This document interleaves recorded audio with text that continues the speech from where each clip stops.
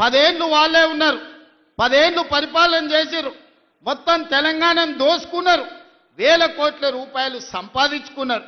ఆస్తులు సంపాదించుకుంటే పర్వాలేదు, 7 అంతస్తుల మేడలు కట్టుకుంటే పర్వాలేదు, కానీ పెళ్ళా మొగుడు ఫోన్లలో మాట్లాడుకుంటే కూడా ఫోన్లు విన్నారా? ఇంత సిగ్గు తప్పినోడు ఎవడన్నా ఉంటాడా? వాళ్ళ బతుకు చెడ.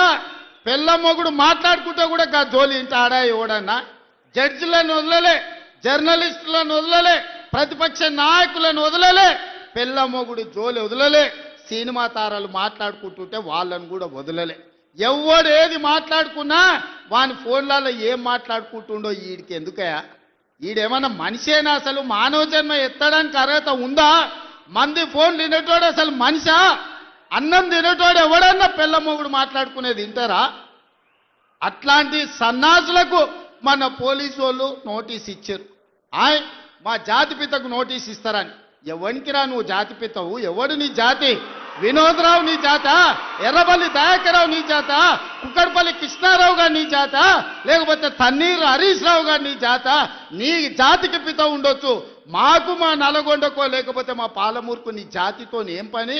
నీ జాతి ఏంది? నీ నీతి ఏంది? నీలాంటోడు జాతి పితయి పెళ్ళ మొగుడు జోలి పెట్టుకుంటే కూడా ఫోన్ లేనే సన్నాసి నువ్వు జాతి పితవంటే ఎవడన్నా ఉంటే ఆత్మహత్య చేసుకుంటాడు, బాయిలో దుంకి చచ్చిపోతారు. సిగ్గుతోని తల వంచుకోవాలి.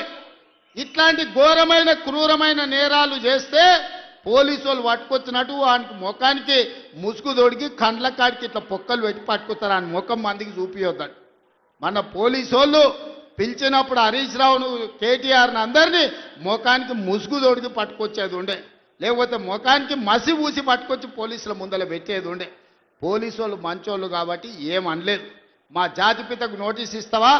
మా జాతిపితకు నోటీస్ ఇస్తే తెలంగాణ సమాజానికి అంత ఇచ్చినట్టే అంటాడు. అట్లనే అనుకుందాం. ఒకవేళ మీకు నోటీస్ ఇస్తే తెలంగాణ సమాజానికి ఇచ్చినట్టే అంటున్నావు కదా, మరి నీ జన్వాడలో ఉన్న ఫామ్ హౌస్ మా తెలంగాణ ప్రజలదా? నీకు నోటీస్ ఇస్తే మరి తెలంగాణ అందరికి ఇచ్చినట్టయితే నీకున్న ఎర్రవల్లి ఫామ్ హౌస్ తెలంగాణ సమాజం అందరికి ఇస్తావా? జన్వాడలో నీకున్న ఫామ్ హౌస్ అందరికి ఇస్తావా? మొయినాబాద్లో హరీష్ రావుకున్న ఫామ్ హౌస్లో అందరినీ రాణిస్తావా? మీ టీవీలు మీ పేపర్లు మాకు ఇస్తావా? వేల కోట్ల రూపాయలు తెలంగాణను కొల్లగొట్టిన దాంట్లో తెలంగాణ నిరుద్యోగులకేమని ఇస్తావా? ఎమ్మెల్యేలు, ఎమ్మెల్సీలు, రాజ్యసభలు, లోక్సభలు, మంత్రులు, ముఖ్యమంత్రి అన్ని మీరే తీసుకున్నావు. తెలంగాణ సమాజానికి ఇచ్చినవా? ఒక్క శ్రీకాంతాచారి తెలంగాణ కోసం ప్రాణత్యాగం చేస్తే శంకరమ్మ ఎక్కడుందో కూడా తెలియదు వాళ్ళ తల్లికి. కనీసం మొట్టమొదట తెలంగాణ కోసం ప్రాణత్యాగం చేసుకున్న శ్రీకాంతాచారి తల్లి కూడా చిన్న బాధ్యత ఇవ్వకపోతివే. జాతిపిత అంటే ఎవరయ్యా అంటే తెలంగాణ కోసం సర్వం త్యాగం చేసిన ప్రొఫెసర్ జయశంకర్ జాతిపిత అవుతాడు. లేకపోతే ఆంధ్రప్రదేశ్లో పార్టీ చచ్చిపోయినా, తెలంగాణలో అధికారం కోల్పోయినా, కేంద్రంలో ప్రభుత్వం పోయినా పర్వాలేదు అని తెలంగాణ రాష్ట్రం ఇచ్చిన సోనియమ్మ తెలంగాణ తల్లి అయితే తప్ప నీలాంటి దోపిడీదారుడు, దొంగ, లుచ్చ నువ్వెట్లా జాతిపితవైతావని నేను అడగదలుచుకున్న. మిర్యాలగూడ నుంచి సిగ్గులేని మాటలు మాట్లాడతారు.